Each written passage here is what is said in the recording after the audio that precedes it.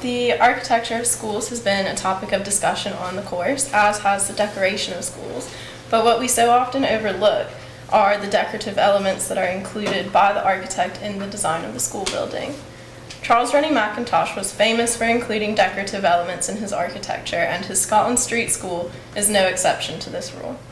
Decorative elements that are included in the fabric of the building can be divided into distinct categories: stonework, ironwork, and glass design. In addition to these decorative elements, Mackintosh also made the building more decorative with the inclusion of the two towers on the front of the building that we can see here. In this section, Charles Rennie Mackintosh designed Scotland Street School between 1902 and 1906. It's located in the Tradeston district of Glasgow and was Mackintosh's last major commission in the city. It was designed and built with its purpose as a school and the budget in mind. The strict budget imposed by the school board in the city of Glasgow restricted the amount of decoration that Mackintosh could include in the school, and in comparison with some of his other work, this can seem plain. However, the simplicity of the decorative elements give the building an elegant beauty. Mackintosh designed without adhering to one specific style, and we can see elements of both the arts and crafts movement as well as Art Nouveau in his work, and some modernist ideas. The most decorative elements are the two towers at the front of the building. They serve a functional purpose. The two staircases are located inside them. They could have easily been left out of the final plan of the building, but Mackintosh kept them as a reference to earlier styles of the Scottish architecture. They are reminiscent of the baronial styles of Falkland Palace and Rowan Castle. The decorative towers also served as separate entrances for boys and girls, with infants entering midway between the towers. The towers both let in vast amounts of light through their windows, which stretch from the top to right above the doors.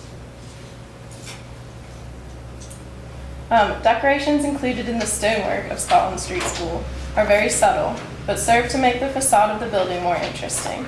Motifs and symbols that are distinctly Mackintosh decorate the outside of the building. The towers are decorated with grooves and triangular blocks that are arranged to look like arrows pointing towards the sky, which you can kind of see in the top right corner of this picture. The back of the school is decorated with geometric designs that include both stonework and colored glass. Squares and triangles are the most often repeated shapes, and while the designs are by no means intricate or complex, they are striking in their simplicity. The absence of ornate decoration on the building allows Mackintosh to surprise the viewer with his elegant motifs. The stonework decorations add texture to the building and serve to make the simple design of the school more visually appealing. Ironwork at Scotland Street School both serves a purpose and acts as a decorative element. Geometric shapes on the gate are arranged in a clump that popular conjecture says represents a thistle, the national flower of Scotland. This small decoration adds detail to the front gates of the school and distinguishes them as being considered part of the building. The thistle decoration would have easily been one of the most visible decorative elements to the children and to passers-by. Decorative ironworks were also included in the stairwells of the schools. The circles and intersecting beam are similar to the decorative ironworks at the Glasgow School of Art, also by Mackintosh. The ornamental piece is included in the architecture as a simple way to add decoration to the interior of the school building. The last element of decorative architecture is glass design. Colored glass is present in the facade of Scotland Street School, but the most striking use is in the windows of the two towers. The windows of the towers are made up of many smaller panes of glass, and near the top of the tower, there are repeated decorations in each column. At the top, that decoration consists of two green triangles pointing downwards, and below that on either side is a pane of cross-hatching. The lower windows in the tower contain purple ovals.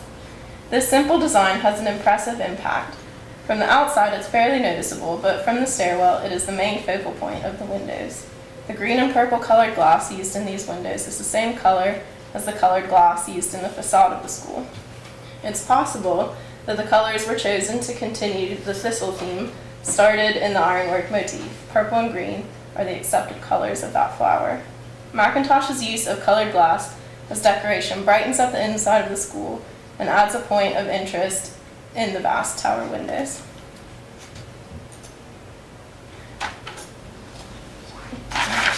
The decorative elements of Charles Rennie Macintosh's school architecture are simple yet effective. They are united in the common theme of adding beauty to a simple design and as subtle references to national pride. He uses the towers to make the overall architectural plan more visually attractive and appealing. The stonework decorations add texture to the building and encourage viewers to look at the building. The ironwork decorations, both inside and out, are decorations that are also a continuation of something useful. The glass elements add color to the facade and in the stairwells.